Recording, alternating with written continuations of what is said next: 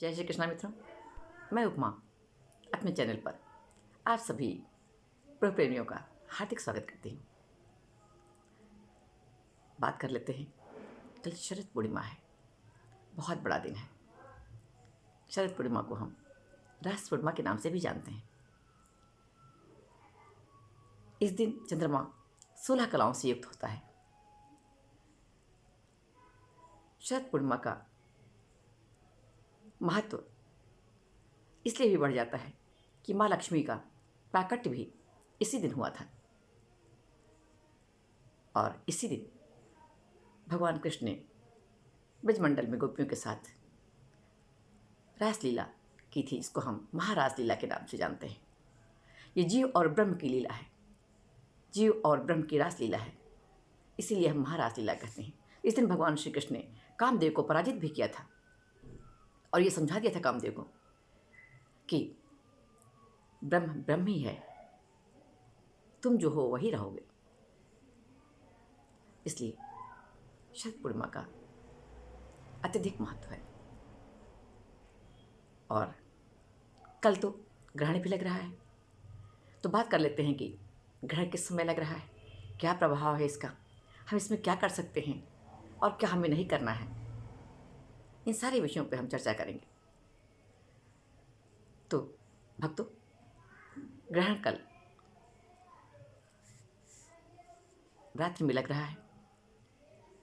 ये करीब 1:05 से प्रारंभ होकर के और रात्रि में 2:24 तक रहेगा।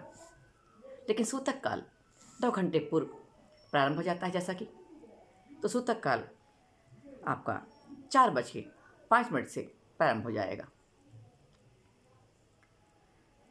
और ये ग्रहण महत्वपूर्ण भी है, बहुत लाभदायक भी है हमारे लिए। जैसा कि आप जानते हैं, शरद पूर्णिमा को चंद्रमा 16 कलाओं से युक्त होता है और अमृत वर्षा होती है। उसकी बूंदें जब गिरती हैं पृथ्वी पर तो अमृत वर्षा होती है। उस दिन हम लोग खीर भी बना के रखते हैं। अब बात यह उठती है कि सूतक काल तो प्रारंभ हो जाएगा 9 घंटे पूर्व से, तो हम खीर कैसे रखेंगे और कैसे अमृत वर्षा होगी। तो इसके 2 विकल्प हैं। या तो आप खीर पहले से बना लीजिए सूतक काल प्रारंभ होने के पहले से, और उसमें तुलसी दल, तुलसी का पत्ता यानी कि, और कुछ थोड़ा सा डालकर उसमें रख दीजिए, गंगा जल डाल के। जिसमें गंगा जल, कुछ या तुलसी दल पड़ा होता है, उन चीज़ों पर ग्रहण का प्रभाव नहीं होता है।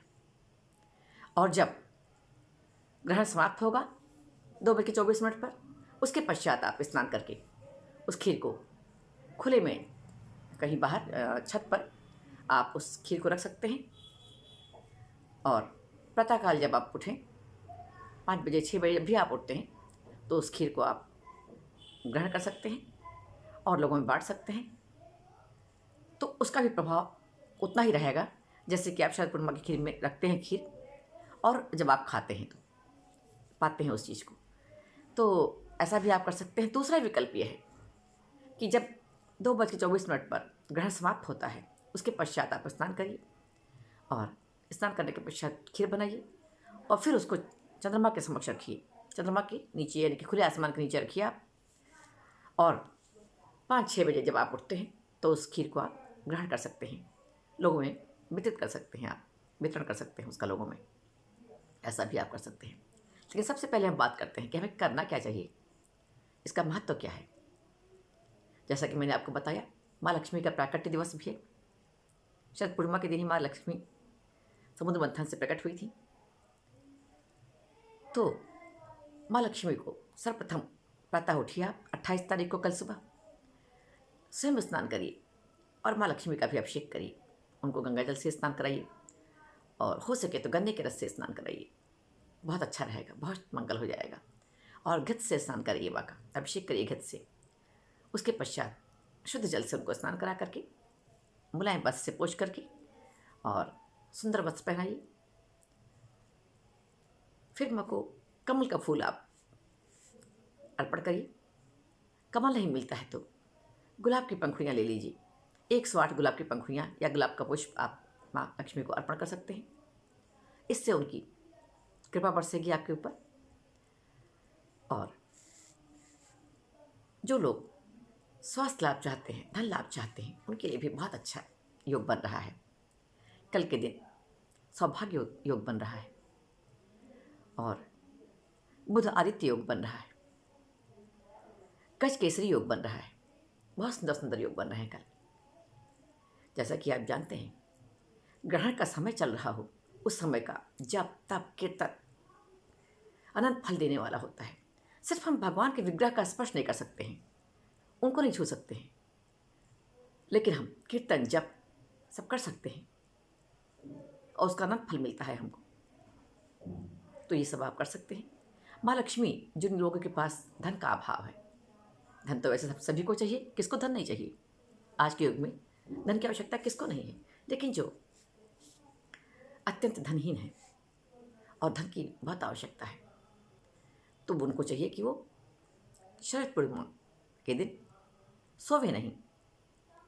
रात्रि जागरण का भी बहुत महत्व है। शरद पूर्णिमा के दिन, हर पूर्णिमा के दिन रात जागरण का महत्व है, लेकिन शरद पूर्णिमा के दिन विशेष हो जाता है इसका महत्व, क्योंकि माँ लक्ष्मी पृथ्वी पर विचरती हैं, भ्रमण करती हैं और देखती हैं कि जो भक्त कीर्तन कर रहे हैं, भजन कर रहे हैं, उनका गुणगान कर रहे हैं, उन पर वो अति प्रसन्न होती हैं और उस व्यक्ति को धन धान्य से संपन्न कर देती हैं। अपनी अनुकंपा बरसाती हैं उनके ऊपर, अनुग्रह करती हैं उनके ऊपर।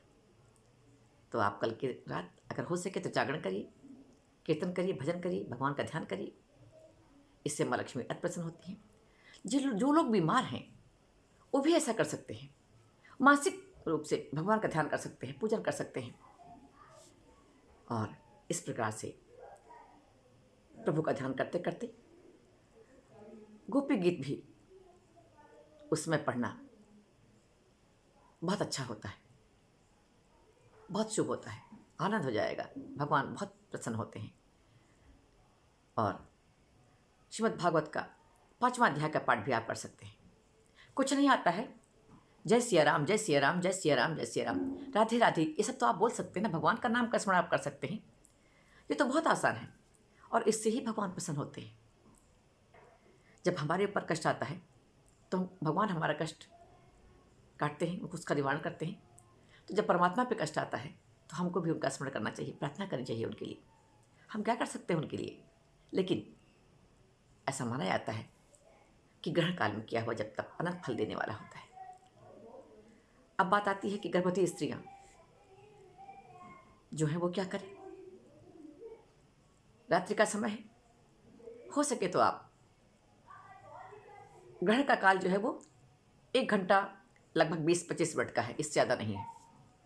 यानी कि 1:05 से लेकर के 2:24 तक, इतनी देर हो सके तो आप सोई नहीं, कोई चीज़ काटे पीटे नहीं, जैसे साग सब्जी। हालांकि रात का समय कोई काटेगा नहीं उसमें सब्जियां, तो इस तरह का कोई कार्य मत करिए, इससे बच्चे पर प्रभाव आए।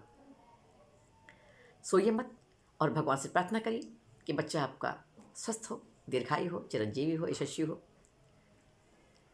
और इस तरह से आप समय व्यतीत करिए, भगवान कल्याण करेंगे। तो शरद पूर्णिमा की बहुत बहुत शुभकामना आप लोगों को, बहुत बहुत मंगल कामना। आशा करती हूँ मेरा ये वीडियो आपके लिए लाभप्रद होगा।